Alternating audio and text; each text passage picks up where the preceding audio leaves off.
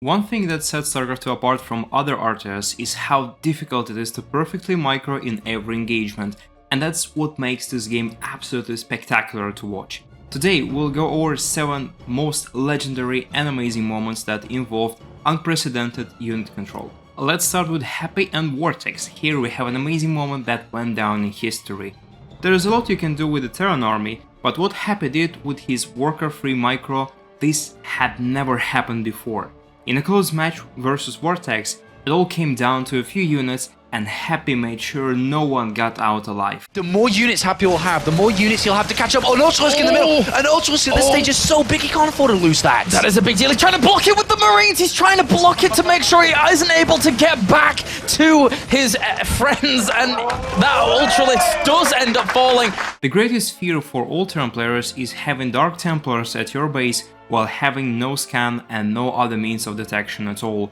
And this is exactly what happened to MKP, but with a twist, as he was forced to lift his command centers and then he realized that he cannot land them again. It's 2 base versus 1, a DT on the natural actually, delaying the command center, can pick off the SCV, and another scan's gonna have to be used here. And Alicia is using them so well. And you know what? He's got to use the scan off of this orbital right here, so he has to land it. But the DT moving into position, preventing the landing. He stopped the missile turret. Oh my God! Alicia absolutely shutting down Marine King Prime here with this single DT. He's going to surround the missile turret. It is going to get up, and Alicia's timing so impeccable. He moves that DT but that away. was like 30 seconds more for him to play around with. And right now he's got a big army outside of his opponent's base. He's not teching with his time. There's absolutely nothing there. And is he just going to go for it? He really can't do that. He's going to try to move this away. And Marine King Prime is not even batting an eyelash. He's continuing forward to his opponent's base. He needs to pick off the command center. That's another set of energy he can't use for DTs. He still has a Dark Shrine. He can still warp in DTs at home to defend. And the other command center's in the air right now. How the hell can he stop DTs at home? Uh-oh, he's moving his command center away. He knows that he is in a lot of trouble, and we're going to see him moving forward. There's the DTs warped in. Nothing here to help these armies. He's got to get that orbital landed. The orbital is about to land. Can he get a stalk? He blinks under the orbital. Oh my God, nothing to detect these units. And now he's going after the Nexus inside the main. He's now hitting all the probes as well. The supply is 31 for MKP to 82. But the orbital's going down. The orbital is gone. There's no detection. Only the turrets that are left in his main base. All he has to do right now, morph in DTs, and Alicia can beat Marine King Prime here. Marine King is in so much trouble. He's going to try to go and kill as many probes as he can, but I think that this is already over at this point. We're going to have to see exactly how it'll play out. There we see the reveal coming out for Marine King Prime. As you see these DTs chasing around, there's the blink forward. This could be the last of the units. MKP's tournament run could end right here. GG! If there is only one word to describe the Protoss race, it would be efficiency. The race has been designed with an idea in mind that each unit should be capable of stopping a much bigger force, and when you have a Warp Prism and Immortals, everything is possible, just as Hero demonstrated in a game against Life. Tough situation hit for him for a while. His next Life, he has to be so careful. Here is where he kind of falls short, I think, every game. This is a point in time where we see him get a little bit overly aggressive. This is a small force to attack with. Now the reinforcements are starting to come in a little bit better, but this is a part of the game where we usually see him make some mistakes. Oh, and he's going to be able to break his way into the natural. We'll see if a sentry can get down and put down a force shield. He does. One sentry has fallen, though. Here was some pretty good micro to keep those units alive for as long as possible. Roach is going around the back of the natural, trying to pick off as many probes as they can. They've already gone through quite a few, but the reinforcements are actually stunted for a little while here. We'll see if Hero can deal with it. They're just going to run right into the third. There's 4 photon cannons up there with a few sentries being brought in. Yeah, 1-1 gateway units with 4 cannons. Shouldn't be a problem at all. He has lost quite a few probes at the natural, but chrono boosting those out should equalize the worker count very quickly again here. Hero is way behind on supply. See here, just got his first one about ready to pop up. Oh, a bit of a flank being set up here for Life. Oh, but he's not bringing the units in from the other side. A big delay here. Yeah. Looks like he might be able to clean up these units, though. And nice mortal micro there. I was waiting for it to start, and he's going to need to do pretty well to beat this. Yeah, he does. Uh-oh. A lot of cannons there. That helps. Actually kind of picked up the wrong... Oh! Wow. Picks up the last one just at the right time. Drops down the uninjured one in front, so he continues to kill quite a few roaches. Man. He's actually moved the supply down to a 50 supply supply advantage, so it is getting a little bit closer every attack. Oh, StarCraft Master level infinity here for Liquid Hero. Pretty good. He has to pull those immortals back, though, just barely keeping them alive again. Oh, they have so many kills for them now. He's really got to watch out for the Colossus. The Colossus about ready to get picked off. There it goes. Couldn't save it in time, but a lot of roaches did go down to make that happen. Man, and the aggression just keeps coming from Zenek's life. Hero just barely holding on right now. And Zenek's life has to run away. He can't get anything done with those Zerglings. There's still 66 probes up for Hero, so his economy is still fine. Yeah, wow. Hero, you know, I mean, this is what's happened. What, is this like the third game in a row now? Zenek's life just really tried to kill him at about this time of the game, and it just hasn't worked out. He's slowly building up a corruptor count and kind of slowly moving towards that high tech, but he's still on 3 bases. He needs to start taking more bases. This obviously is just not working. There's 41 kills, 42 kills between the Immortals now. His micro has been so good with those, picking them up once again. Man. Hero, this is legendary. Unbelievable play by Hero. Look at that. These Immortals are living up to their name for the first time in StarCraft 2 history. 47 kills now as Zenek's life continues to run and still saving those Immortals, keeping those at the back. Hero, you are so good. Oh, and he gets one finally, but man. All right. Man. More units being brought in now, but just with the photon cannons there, the double Colossi, this is just too much. Watch out, Colossi, one's got to get to the high ground, gets picked off. That didn't end up working out all that well. But, you know, Hero, he's still got a great defensive position. He's sitting on 50 workers. He's got his lone warp prism sitting here. And obviously, sentries. Oh, look at the force fields. Yes, they do. More units being warped in. It looks like Hero now wants to allow a few more units in each time so we can kill more. He hasn't lost too many probes, and he's letting his photon cannons work. Look at this! 24 kill photon cannon, 17 kill photon cannon, 13 kills, 5 kills. They're all racking up so much. They don't get any ranks because they're buildings, but we hold them just as dearly in our hearts. And Hero knows that all he needs to do is survive. He's equalized in supply now. He's up by 11 workers. He can secure another base here momentarily. Life has made some big well, that's a bad decision there going into attack, but yeah, I think that's going to be about it here. But the thing is Life, he had such a great opportunity to take a ton of bases. He could have 3 more bases right now if he wanted to, but just didn't. Doing it, Down by 30 supply. I think we have found the spiritual successor to Bill and Calvin, and it's in the form of an Immortal. That's going to get his 50th kill here in a second. He's only got 1/4 of the kills of those guys. But he can't go through Zerglings and Broodlings the way that Colossi can. I think that this is just as impressive. Congratulations, Hero! It is very rare to see Zerg players out-micro other races, well, mostly because this race relies on other tools, but there was one match in GSL when NesTea was pressed against the wall, cornered by a large Terran army, 48 marines with some tanks and force against only 20 mutas. It seemed absolutely impossible up until NesTea actually did that. No. Oh my god. He wants to get the marines. If he can take out the Thor and the marines, the mutas can clean up the rest. Oh god, he just lost so much there, but he has infestors making at his main hatchery and his main base. Still, if he takes out the Marines, he wins. 2 more Thors out here. Oh god, he does have 2 more Thors, you're right. Those 2 Thors might seal the deal. Does he know about this expansion? Hold on. Wait, does SC know about the expansion? No, he doesn't know about the expansion. In fact, the Muta's coming in from behind, taking out 1 siege tank, taking out 2 siege tanks. Huge moves. He's got to buy time. The infestors do not have pathogen glands. He is upgrading it now. More infestors are being made, taking out more siege tanks. NesTea playing like a god. The Thors coming in here, they're going to nullify any advantage the Mutalisks had in this situation. And here's the thing, he does not know. SC does not know about this hidden base. No idea there's infestors either. His Marines are way out in the front. He can go and then fungal these right now. Well, in a couple seconds. Yeah, he has fungals. Fungals going down. Huge fungals going down. Oh, very sloppy, losing some of those.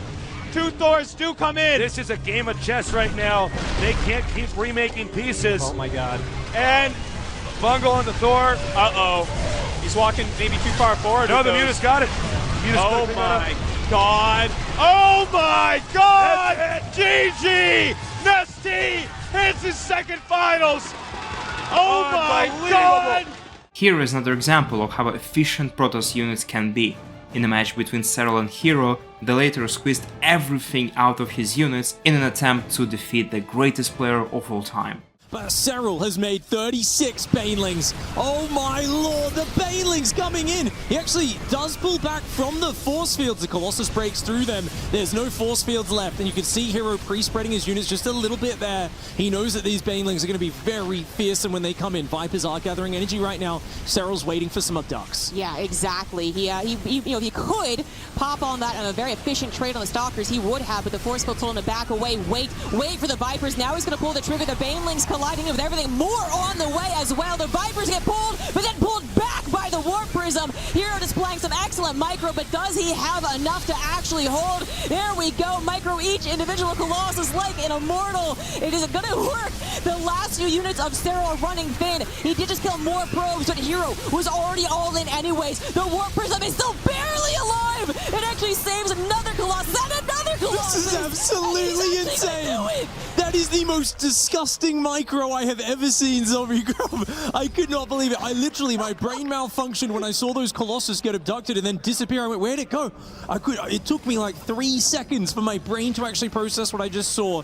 But despite that, Cyril is rebuilding units very quickly. This is still a ramshackle force for Hero. Cyril gathering up his forces for one more attempt. If he gets rid of this army, he knows he wins this game. The Warp Prism going for the save, but it misses that one. Oh yeah, misses both of it this time, and without those Colossus, Hero does not have the splash to take care of Cyril's reinforcements. He did chip away at that army supply. He made it awfully close, but he couldn't get the final killing blow. With each year of StarCraft 2, the level of microcontrol is only rising in this game, and the young French legend Clem is only one example of how far you can reach with only a handful of units, because his Cyclone micro is just godlike. Cyclone on the right side trying its very best, baiting those Stalkers away from the main engagement, shutting down quite a few of these unit-producing structures. Okay, one of the Stalkers running dangerously low. Nice pickup right there by Clem. Oh, Clem once again picks up that Cyclone right before the Stalker shot was about to connect. If you pick it up at the perfect moment, you don't actually take any damage. Once again, does the same thing, Do it again. Do it again, Clem. Oh, he does it again. He gets another Stalker. Oh, remember what I was talking about at the very beginning of this video. This is some of the most ridiculous medevac micro in the entire game.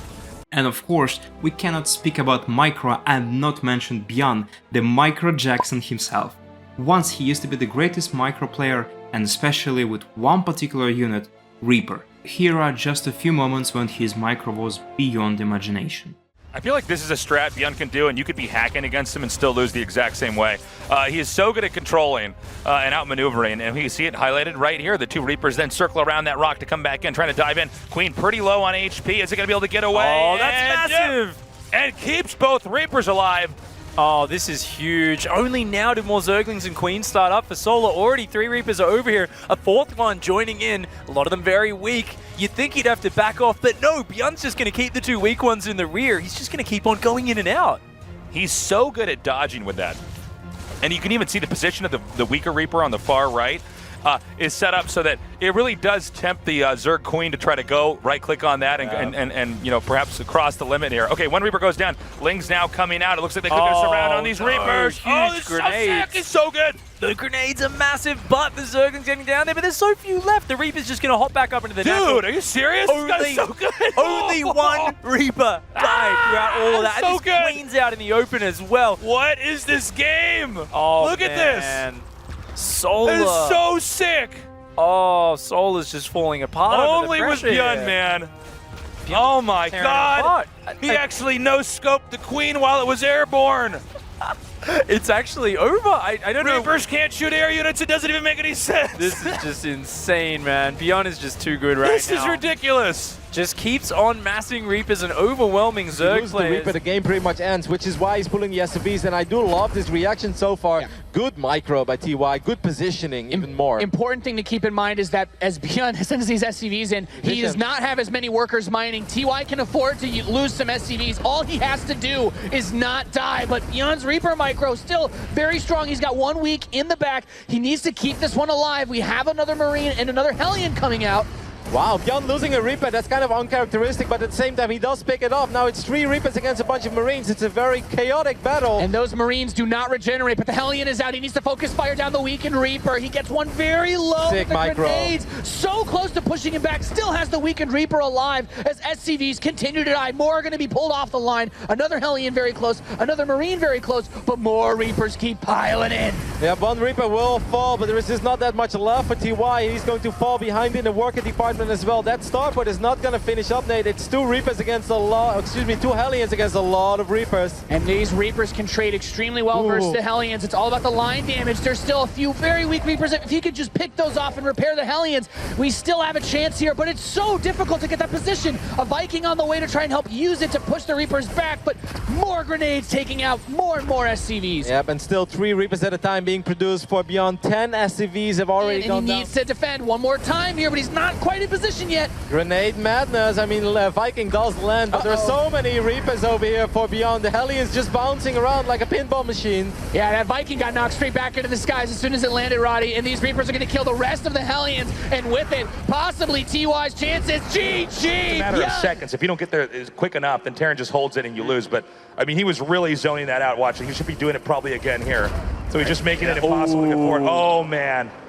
ByuN just so hard to deal with, throwing those grenades down. A bunch of Zerglings coming up. Oh, look at can't this. Quite get up yet. Just more and more grenades, and finally Dark gets up that ramp, but he's taking a lot of damage. I don't think he can break him now. I think he actually just delayed the all-in. I think you're right about that. Let's see. It's going to come down to corrosive vials. Like, he just has to continually rain them down, kill SCVs, kill the bunker, but these Reapers just won't die. It really is going to come down to this attack. The Ravagers are now out. Dark is not making any more drones, so Terran is going to get the lead unless Zerg can kill him right here, right now. Oh my god, here he goes. A ton of corrosive vials coming down. The SCVs have to move out of the way, and down goes that bunker. A great pickup by Dark. Continuing micro here. Grenades going down, but Dark's starting to dodge everything. The Reaper grenade usage might be too good. The Dark is not able to get in a position to use that artillery to break down the entrance here, but now Dark is shoving in, takes out that reactor. Does ByuN have enough? He's using his SCVs here to defend as well. Hey, gets a lot of those Reapers, so that's a lot of the annoyance gone. Dropping down corrosive vials as he's running away, but it looks like ByuN is chasing him down. He's trying to get these kills. The Reapers come up with those grenades, and a lot of damage going down on the Ravagers. He's coming forward. He's taking the Ravagers out. I don't know what Dark has in store next. ByuN has countered the all-in, but wait, there's some more links coming in here now. He does lock out about half of them. That's going to be it. And that's it for today. What are the legendary StarCraft 2 moments involving microcontrol you remember? Share them in the comments and we'll certainly make part 2 as there is so much more to cover. Check out our story about ByuN, have a nice day and see you next time.